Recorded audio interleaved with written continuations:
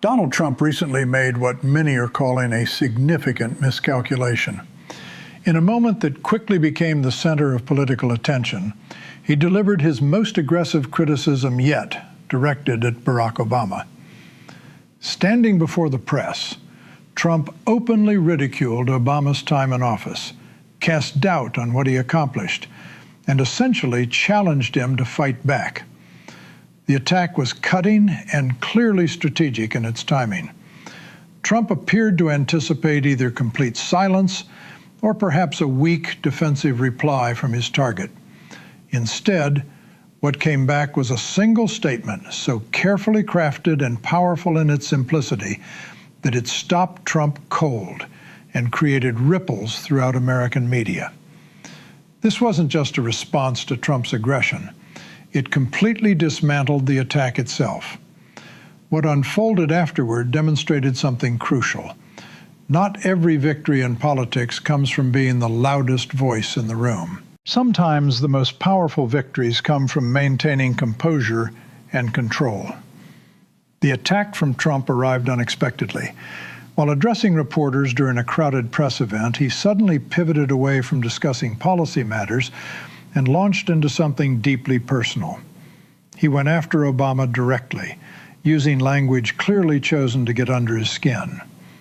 Trump characterized Obama's time leading the country as ineffective, described his judgment as weak, and dismissed his accomplishments as overblown.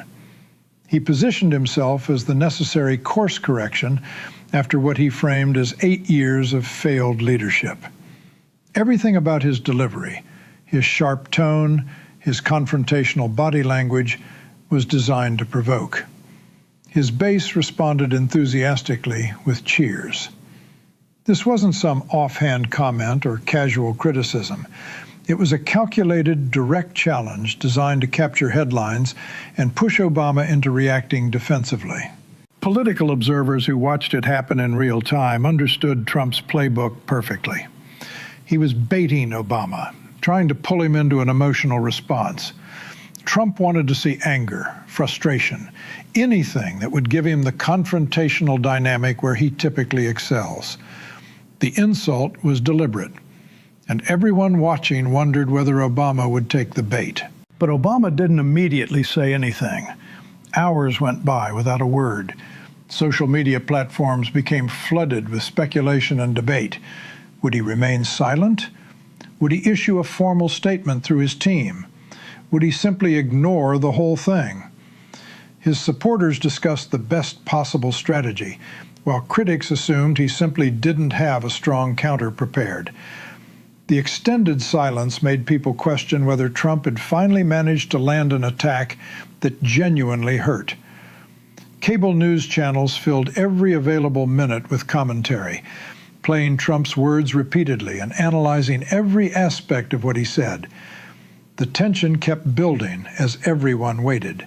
Then Obama finally made his move. He didn't schedule a television interview or release a statement through a representative. He simply posted something online, a single sentence.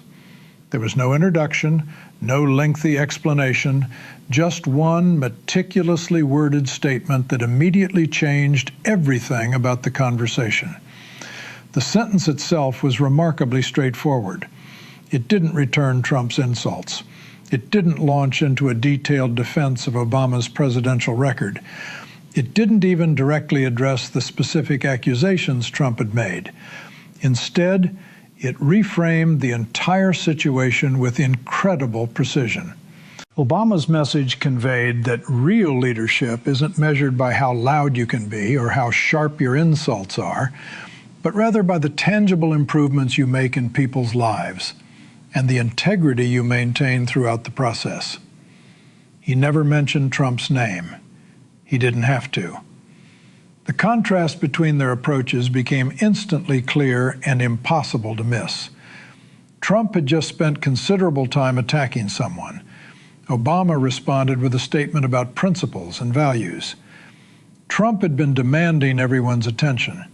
Obama simply commanded their respect. The difference between these two methods couldn't have been more stark. The reactions started flooding in almost immediately.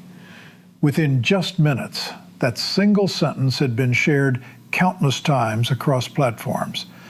News anchors read it verbatim on air. Political analysts actually stopped mid-analysis to process what had just occurred. Even people who typically supported Trump recognized the strength of this response.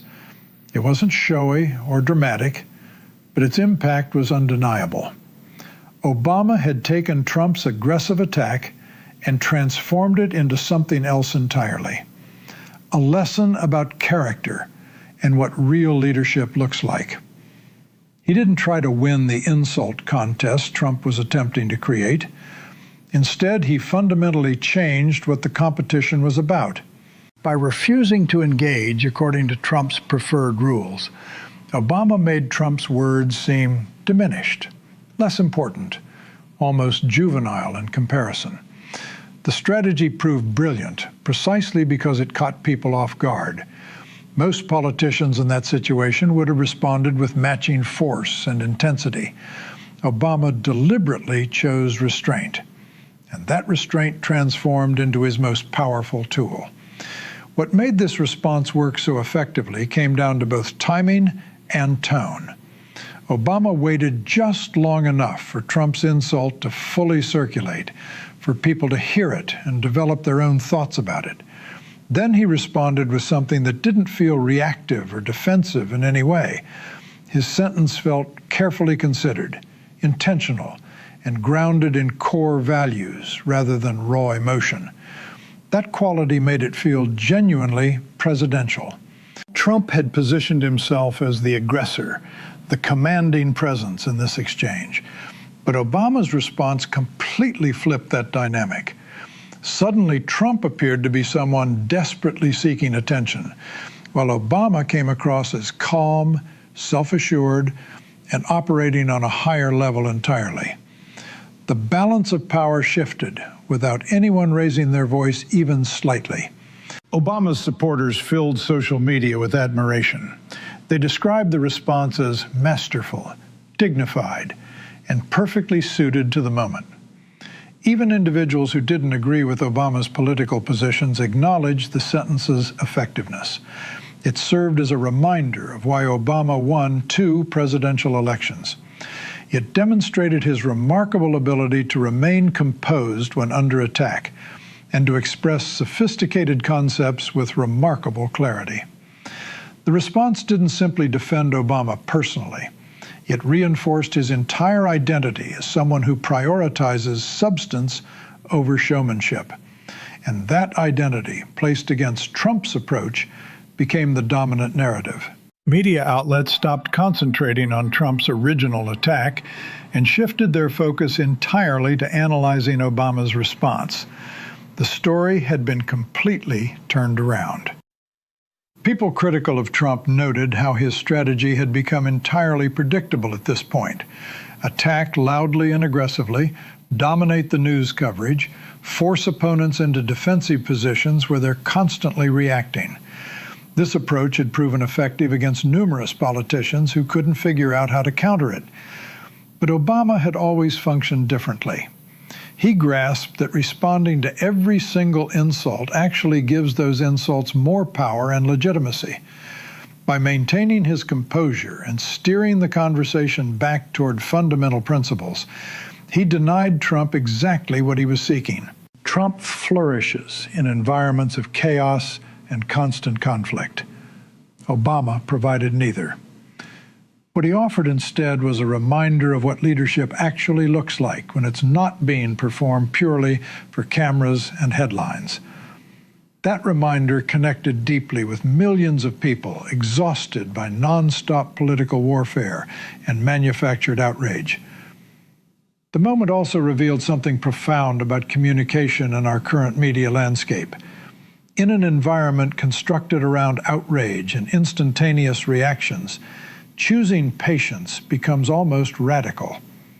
Obama's decision to pause, reflect carefully, and respond with clear intention rather than pure emotion stood out precisely because such behavior has become so uncommon. Most public figures experience intense pressure to respond immediately, to match aggression with equal or greater aggression, to demonstrate they won't be intimidated or pushed around. Obama showed that genuine strength can manifest in different ways. It can look like carefully selecting your words. It can look like refusing to be provoked, no matter how hard someone tries.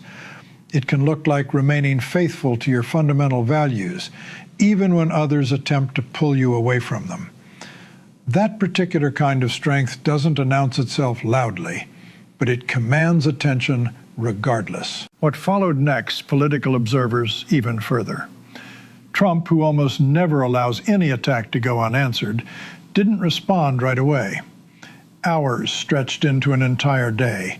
No tweets appeared. No press conference was called. No follow-up insult was delivered.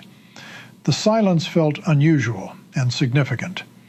Trump had clearly anticipated a different kind of confrontation.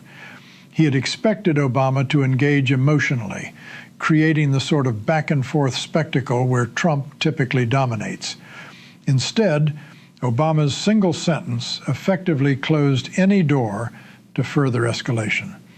It communicated everything necessary and left no vulnerability for Trump to exploit. By the time Trump eventually did comment, that moment had already come and gone.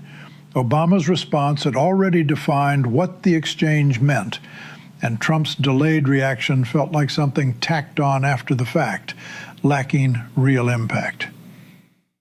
But the genuine influence of Obama's sentence extended far beyond this one political exchange. It evolved into a broader cultural reference point, something people shared in articles discussing effective communication strategies, cited in conversations about demonstrating leadership under intense pressure, and used as a prime example of handling conflict with dignity and grace. Educators shared it with students. Business managers referenced it during professional development. Parents pointed to it when discussing with their children how to handle people who try to provoke or bully them.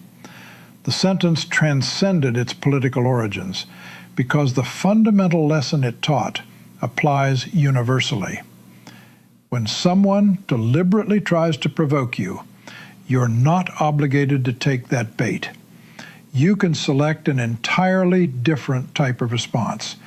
You can refuse to participate in their game, and in doing so, you can achieve victory without actually fighting.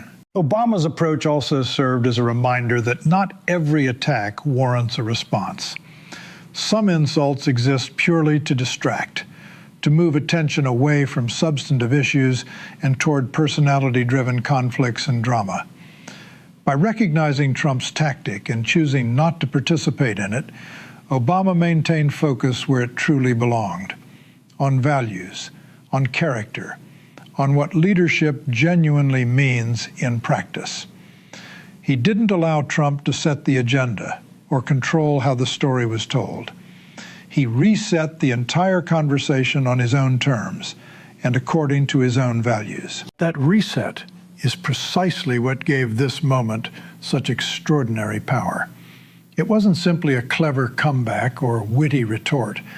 It was a reclamation of dignity and purpose within a political environment that frequently seems to lack both qualities. So what does this exchange ultimately reveal about our current political landscape and the ongoing battle between these two fundamentally different approaches to leadership and public communication?